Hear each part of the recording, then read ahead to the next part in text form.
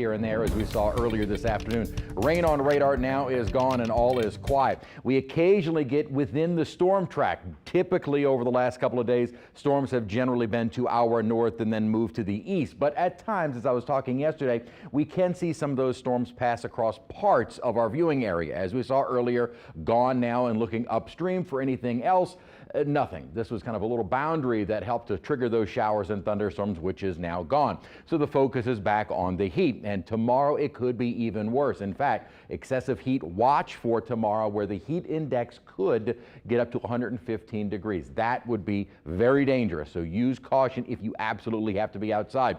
Another issue with the heat is that we don't cool off at night. At least with lower humidity elsewhere, temperatures will maybe get into the 90s, even triple digits like out in Texas.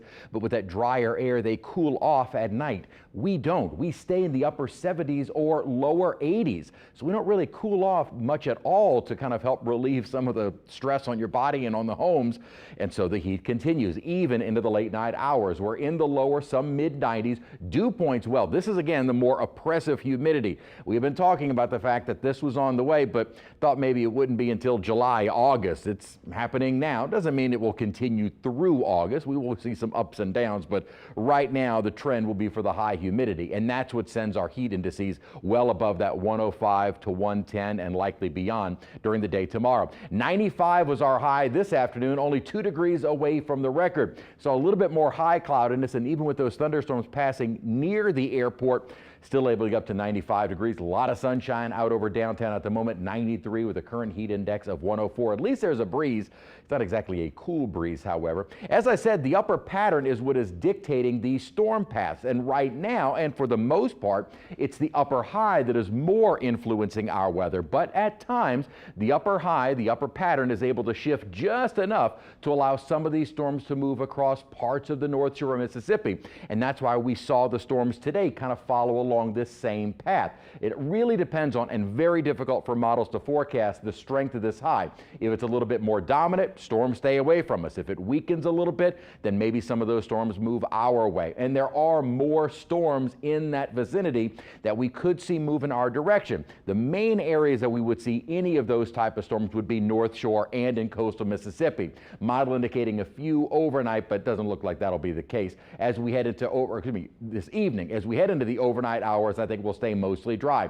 During the afternoon hours tomorrow, maybe we're able to bubble up a few on the North Shore of Mississippi. And what's interesting is earlier the model run was a little bit more aggressive with the storms on the North Shore of Mississippi, and now they've kind of pulled back a little bit. So we'll see if anything is able to develop or at least pass through in those areas during the afternoon hours tomorrow. And kind of the same for Saturday. We'll see most of the storms passing generally north and east of us. Maybe we're able to see a few of these type features move our way, but the models really do struggle with that. And again, the storm path is generally up and around us. We call that the ring of fire, and so they move around the outer periphery of that high. Next couple of days, that will be the storm trajectory, with maybe a stray shower or thunderstorm moving our way. Quick check of the tropics. We have a tropical wave that has not yet emerged off of Africa that the Hurricane Center is giving a 20% chance of development. This system is so far out, we kind of call this area the spot to watch. It would be, if it was coming right at us, about 2 weeks away. So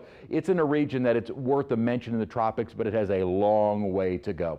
95, maybe some storms on the North Shore of Mississippi. The heat continues through the weekend. Finally start to see is nearing normal highs in the lower 90s toward the end of next week.